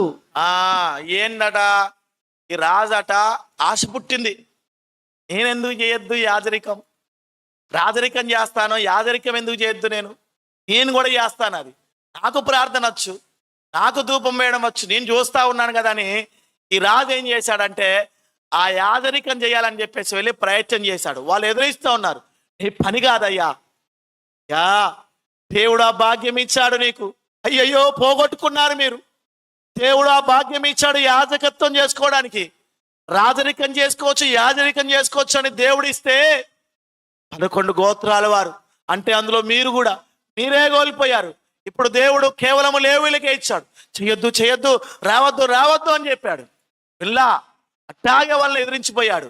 చేస్తే దేవుని ఉగ్రత, ఇదిగో కుష్ఠరోగం వచ్చేటట్టు ఆ నుదుటి మీద దేవుడు కుష్టి పుట్టించాడు. ఇమీడియట్లీ ఆ రాజు అక్కడి నుంచి వెళ్ళిపోయి బ్రతికిన దినాలు కుష్ఠరోగంతో బ్రతికి చచ్చిపోయాడు. ఉజ్జియా దేవుడు శిక్షించాడు. అంటే యాజకుల యొక్క స్థానంలోకి దేవుడు నియమించిన స్థానంలోకి రాకూడదు. ఆ భాగ్యాన్ని కోల్పోయారు వీళ్ళు. వారి స్థానం వారిదే, వీరి స్థానం వీరిదే. కానీ కొత్త నిబంధన విశ్వాసులకు ఏం చెప్తా ఉన్నాడు పౌలు గారు, పేతురు గారు? చూడండి 2వ అధ్యాయం 5వ వచనంలో ఏం చదివాడు? పేతురు రాసిన మొదటి పత్రిక 2:9వ వచనం చదువుదాం. 9వ వచనం 2వ అధ్యాయం 9వ వచనం. అయితే మీరు చీకటిలో నుండి, మీరు ఎవరు? విశ్వాసం ఉంచిన వారు క్రీస్తునందు. అందరూ ఎవరైతే విశ్వాసం ఉంచారో వారు రక్షింపబడిన వారు మాత్రమే, రక్షింపబడిన వారు కాదు. క్రీస్తు రక్తం చేత కడగబడిన వారు మాత్రమే, కడగబడిన వారు కాదు. నిజముగా మారు మనసు పొంది రక్షణ నిమిత్తం బాప్తిస్వం తీసుకున్న వారు మాత్రమే. చదవండి. అయితే మీరు చీకటిలో నుండి ఆశ్చర్యకరమైన తన వెలుగులోనికి మిమ్మును పిలిచిన వాని గుణాతిశయములను ప్రచురము చేయు నిమిత్తము ఏర్పరచబడిన వంశమును, రాజులైన యాజక సమూహమును, పరిశుద్ధ జనమును, దేవుని సొత్తైన ప్రజలై ఉన్నారు. ఇప్పుడు ఏమన్నాడు? రాజులైన యాజక సమూహముగా ఉన్నారని చెప్తున్నాడు. ఎవరివి? మనల్ని గురించే. మనమందరము ఇప్పుడు ఏంటి? 2 మెలికిసేదే క్రమం లెక్క, క్రమంలో చేరిన వారు మన ప్రభు చేరాడు, మనం ప్రభులో మనం చేరాం కనుక రాజుల మనము, యాజకుల మనము. యాజకులుగా దేవుణ్ణి మనం ఆరాధిస్తాం, స్తుతిస్తామో, రాజులంగా మనము దేవుని రాజ్య సువార్తను ప్రకటన చేసేవారు మనము. ఈ 2 భాగ్యాలు. రేపు ప్రభు రాబోతున్నాడు, ప్రభుతో మనం రాజ్యం ఏలబోతా ఉన్నాం. ఆయనతో సహించిన యెడల ఆయనతో మీరు ఏలబోతున్నారని చెప్పేసి తీమోతికి రాసిన పత్రికలో ఆ మాట ఉంటుంది. ప్రేమైన దేవుని బిడ్డారా, అయితే ఇప్పుడు నీవు నేను యాజకులం, రాజులం. ఆ భాగ్యం అందరికి ఇచ్చాడు. ఇప్పుడు మళ్ళీ ప్రభు క్రీస్తు ద్వారా, తండ్రి అయిన దేవుడు ఆ క్రీస్తు ద్వారా మరలా అందరికి ఇచ్చాడు. అది గుర్తించు, అది గ్రహించు. అయితే ప్రేమైన దేవుని బిడ్డారా, యేసునందు విశ్వాసం ఉంచిన వారే, ఆయన మరణ పునరుద్ధానం విశ్వాసం ఉంచిన వారే, ఆయన రక్తము చేత కడగబడిన వారు మాత్రమే. అది రాజులైన యాజక సమం గుర్తుపెట్టుకోండి. కడగబడిన వారు కాదు, కడగబడిన వారు మాత్రమే, విశ్వాసం ఉంచిన వారు మాత్రమే. ఎందుకు ఆయనలో ఇలాగ రాజులైన యాజక సమం సంపాదించుకున్నామంటే, మన ప్రభువు ఆయన మరణం చేత దాన్ని ఏం చేశాడు? ఆ ధర్మశాస్త్రం అంతటిని సమాప్తం చేశాడు. సిలువలో ఏం చేశాడు? సమాప్తం అని చెప్పాడు. ధర్మశాస్త్రపు ఆచారాలు సమాప్తమైనాయి. ఆ యొక్క ఒకే ఏంటిది జాతికి సంబంధించింది, ఆ లేవి జాతి.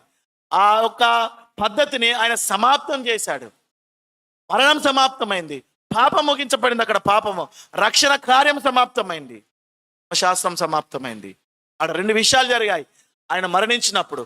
ఒక్కటి చూడండి, మత్తయి సువార్త 26వ అధ్యాయము 64, 65 వచనాలు. ఈ రాజులైన యాజక సమూహం మనకు ఎలాగొచ్చిందంటే,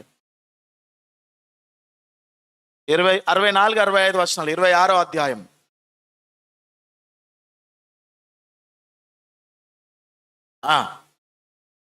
64, 65. ఇది మొదలుకొని ఆ, మనుష్య కుమారుడు ఆ, సర్వశక్తుని కుడి పార్శ్వమున కూర్చుండుటయు ఆకాశ మేఘారుడై వచ్చుటయు మీరు చూతురని చెప్పగా, ఆ, ప్రధాన యాజకుడు తన వస్త్రము చింపుకొని, ఆ. వీడు దేవదూషణ చేసెను, మనకి చాలు. ప్రధాన యాజకుడు ఏం చేశాడు? ప్రధాన యాజకుడు తన వస్త్రాన్ని చింపేసుకున్నాడు. ప్రధాన యాజకుడు, ఆ పాత నిబంధన ప్రధాన యాజకుడు తన వస్త్రాన్ని చింపేసుకున్నాడు అంటే తన హక్కును కోల్పోయాడు. యేసుక్రీస్తు యందు అక్కడ మరణము పునరుద్ధరణం ఏం చేయబోతుందంటే ఆ పాత నిబంధన ప్రధాన యాజకుడి యొక్క హక్కును తీసివేసింది. వస్త్రం చింపేసుకున్నాడు. ఆయనకి ఇవ్వబడిన ప్రత్యేకమైన వస్త్రము, ఆ యాజక వస్త్రము ఆయన చింపేసుకున్నాడు, కోల్పోయాడు హక్కును. ఇప్పుడు మనకు రక్షణ వస్త్రము, నీతి వస్త్రము, మహిమా వస్త్రాన్ని ధరింపజేశాడు. యాజక వస్త్రం దాంతో పాటు ధరింపజేశాడు. ఆయన హక్కు కోల్పోయాడో హక్కు నీకు నాకు ఇచ్చాడు. రెండోది చూడండి, ఆ రెండో విషయం చెప్తాను ఇక్కడనే. మత్తయి సువార్త 27వ అధ్యాయము. అంటే పాత నిబంధన యాజకత్వం ఏమైపోయింది? ఇప్పుడు సమాప్తం అయిపోయింది, సమాప్తం చేయబడింది. 27, 51, 52 వచనాలు. అప్పుడు దేవాలయపు తెరపై నుండి క్రింది వరకు రెండుగా చినిగెను. ఇక్కడ కూడా ఏమైందంటే ఆ తెర రెండుగా చీరిపోయింది. ఆయన చనిపోయినప్పుడు ఆ తెర ఎందుకు పెట్టారంటే ఆ అతి పరిశుద్ధ స్థలంలోకి ఎవరు పడితే వారు రావడానికి వీల్లేదు. అతి పరిశుద్ధ స్థలంలోకి యాజకులు అన్నవాడు వారు కూడా పోవడానికి వీల్లేదు. కేవలం ప్రధాన యాజకుడు, అది కూడా ఎప్పుడు పడితే అప్పుడు పోయి రావడానికి వీల్లేదు. సంవత్సరానికి ఒకేసారి వెళ్ళాలి. అది ప్రాయశ్చిత దినము. అక్కడున్న వారి యూదులు, ఇశ్రాయేలు ప్రజలందరి పాపముల కొరకు ప్రాయశ్చితం చేయడానికి ఆ రక్తము బలించిన ఆ రక్తము తీసుకొని యాజకుడు వెళ్ళి ఆ బలిపీఠం మీద, ఆ యొక్క మందస్సం మీద ఇట్లాగా ప్రోక్షించాలి అని. ఒకేసారి, సంవత్సరానికి ఒకసారి, అంత ఎవ్వరు పోవడానికి వీల్లేదు. ఇప్పుడు ఆ తెర చిరిగిపోయింది, అడ్డు తొలగిపోయింది, సమాప్తమైపోయింది. ధర్మశాస్త్రం యొక్క వ్యవహారాలన్నీ, కార్యాలన్నీ, ఆచారాలన్నీ కూడా సమాప్తము చేయబడింది. ఇప్పుడు నేరుగా ఆయన కృపాసనం దగ్గర అందరి యాజకులు ఇప్పుడు ఆయన మందసం దగ్గర, బలిపీఠం దగ్గరికి ఎవరు పోయేవారు? పాత నిబంధనలో యాజకులు మాత్రమే పోయేవారు, అంతేనే కదా. ఇప్పుడు ఆ తెర చిరిగిపోయింది. తెర చిరిగిపోయిందంటే ఏ అడ్డు లేదు. ఇది అడ్డు తెర, అడ్డు తొలగిపోయింది. అడ్డు తొలగించాను నా మరణం ద్వారా. వెళ్ళండి, యాజకత్వాన్ని ఇచ్చాడు. యాజకత్వ వస్త్రాన్ని అక్కడ తీసేశాడు. మనకు అనుగ్రహించాడు. ప్రతి విశ్వాసి కూడా ఇప్పుడు నేరుగా తండ్రి దగ్గరికి వెళ్ళొచ్చు, ఆ ప్రభుని ఆరాధించవచ్చు. ఆ గొప్ప భాగ్యం ప్రేమైన దేవుని బిడ్డారా నీకు నాకు ఇవ్వబడింది. కానీ అందరూ యాజకులే, కానీ పాపము చెయ్యకూడదు. ఎట్టాగుండాలట? మనం చదువుకున్న మూలవాక్యం దగ్గరికి రండి, అక్కడ చెప్పబడుతుంది. పేతురు రాసిన మొదటి పత్రిక 2వ అధ్యాయం 5వ వచనం మనం చదువుకున్న మూలవాక్యము.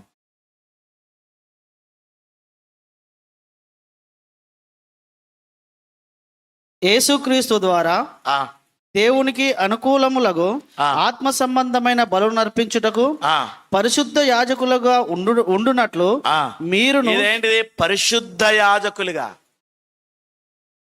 దేవుడు ఒక మాట పెట్టాడంటే అక్కడ అది ఆలోచించాల్సిన విషయము, దాన్ని జాగ్రత్త పడాల్సిన విషయము. ఉత్తుత్తి యాజకులు కాదు అమ్మా. ఏ యాజకులు? పరిశుద్ధ యాజకులు. అంటే పాపము చేయని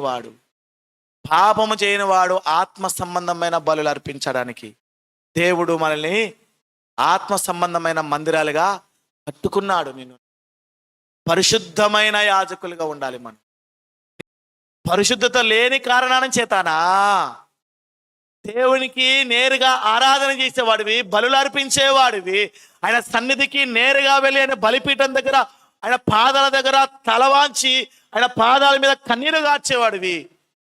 ఇంత గొప్ప భాగ్యము కోల్పోయావంటే నీ పాపమా, నీ అవిధేయత ఏంటది? పరీక్షించుకో. పరిశుద్ధ యాజకులు మాత్రమే ఆయనకు ఆత్మ సంబంధమైన బలులు అర్పిస్తారు.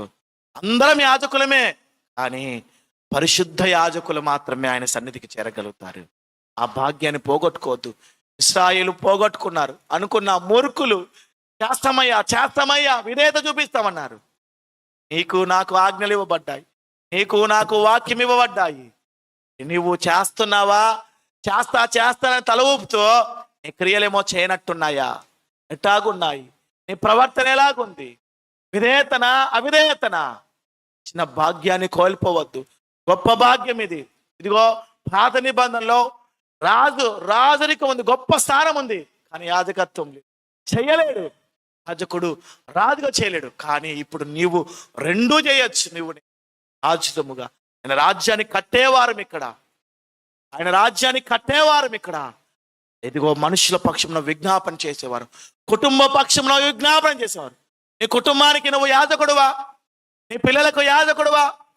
నీ భార్య తరపున దేవుని దగ్గరికి వెళ్ళి విజ్ఞాపన చేయగలుగుతున్నావా? బలులు అర్పిస్తున్నావా? పాత నిబంధనలో యోబు తన కుటుంబానికి యాజకుడు, ఇంట్లో బలిపీఠం కట్టాడు. అబ్రహాము యాజకుడు, ఇంట్లో బలిపీఠం కట్టాడు. ప్రార్థన చేస్తా ఉన్నాడు, బలులు అర్పిస్తా ఉన్నాడు ఆత్మ సంబంధమైన. నీ కుటుంబానికి నీవే యాజకుడవు, నీవే యాజకురాలవు. నీ కుమారులకు నీవే విజ్ఞాపన చేయాలి, అడ్డుగా ఉండాలి. దేవుని సన్నిధిలో నిలబడడానికి కొరకే దేవునికి యాజకత్వం ఇచ్చాడు. రక్షింపబడని నీ కుటుంబ నిమిత్తమే, నీ సంతాన నిమిత్తమే ఆయన సన్నిధిలో నిలిచి భాగ్యం ఇచ్చాడు. నిలబడుతున్నావా? ఆ భాగ్యాన్ని కాపాడుకుంటున్నావా? విశ్వాసి, నీ భాగ్యం ఎంత గొప్పది, నీ భాగ్యం ఎంత గొప్పది గ్రహిస్తున్నావా? ఆ భాగ్యాన్ని కోల్పోతున్నావా? ఇదిగో ఎవ్వరికి లేని భాగ్యము. దావీదుకు లేదు యాజకత్వం చేసేది, హిజ్కియాకు లేదు, ఆసాకు లేదు. నాకు ఇవ్వబడింది యాజకత్వం చేసే గొప్ప భాగ్యము. పోగొట్టుకోద్దు. దేవుడిచ్చిన ఆజ్ఞ ఏంటి? మీరు ఆత్మ సంబంధమైన బలు అర్పించడానికి పరిశుద్ధ యాజకులుగా మీరు ఉండడానికి కొరకు ఏర్పరచబడ్డవారు. మీరు ఆత్మ సంబంధమైన మందిరాలుగా పడుతున్నారు. ఇందులో విశ్వాసి భాగ్యం ఉంది, యాజకత్వం. అలాగే విశ్వాస యొక్క బాధ్యత ఉంది.